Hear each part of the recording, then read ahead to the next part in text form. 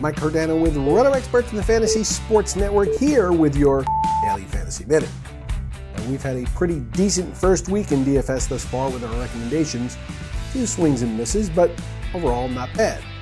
And speaking of swings and misses, Houston Astros designated hitter Evan Gattis is 0 for 8 in his last 2 games with 8 straight strikeouts. 8! You know what I don't understand? He's the DH.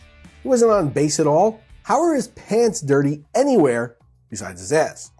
Now, Houston brought in Gattis and Colby Rasmus during the offseason. They brought in Luis Valbuena from the Cubs, too. All 3 of those players struck out more than 20% of their plate appearances last season.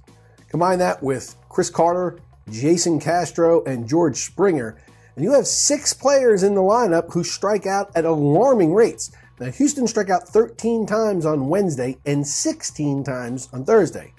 Now, I know what you're thinking. Carlos Carrasco struck out 10 and only 6 in the third, and Trevor Bauer struck out 11 in just 6 innings. I'm just going to start whoever's pitching against the Astros every night. Well, look, it's not quite that easy. Carrasco, who pitched yesterday, struck out 9.4 batters per 9 last year, and Trevor Bauer had a K per 9 rate last season of 8.4. So those are 2 guys that can throw up big strikeout numbers on any given night. Also, Gattis, Carter, and Springer may strike out a ton, but all 3 of these guys are likely to put up more than 30 home runs, and more than 40 isn't out of the question for any of them. So if you just pitch against them blindly as a rule of thumb every night, well, you're liable to get caught with your pants down more often than you care to.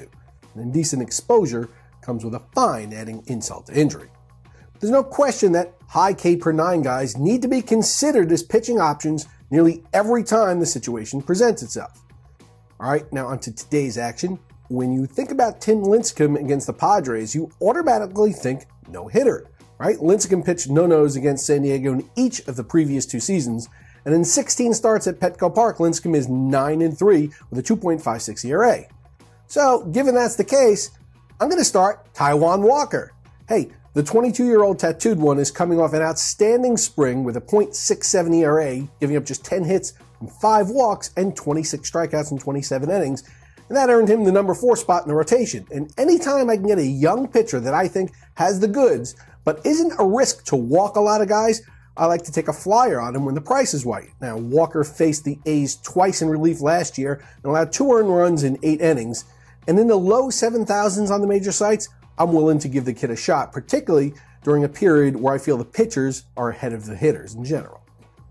All right, it is the end of the week, and the questions have been building up, so I thought I'd answer one here. Now, this one comes in from Jason in New Rochelle, and he wants to know if I have any go-to guys in DFS that I find myself routinely gravitating to. Well, clearly, it's too early to tell this season. Now, last year, it was Corey Dickerson. In fact, I found enough roster uses for him, especially in the first half, that I captured 18 of his 24 home runs in DFS. Now, he's not likely going to be the guy this year because he's skyrocketed in price, but there'll be someone who will likely emerge. Now, one of the guys that I've perceived so far as being undervalued on sites to start the season is Mets catcher Travis d'Arnaud. In fact, I've already played him twice out of the first 3 DFS nights. Now, I'm going to need to see price and performance play out, but I can certainly see me using somebody like him often at his current price levels. Now, it's still April, and you're going to want to be careful about the weather.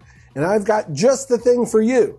If you're looking for some site-specific recommendations, including value plays, tournament plays, and cash game plays, check out the premium products on dailyroto.com. Put together by Drew Dinkmeyer, Mike Leone, and the most respected team in the business. Their email alerts will keep you from missing last-minute changes in weather and last-second lineup substitutions, and the forums on the site are jam-packed with useful interactivity and information benefiting the entire community.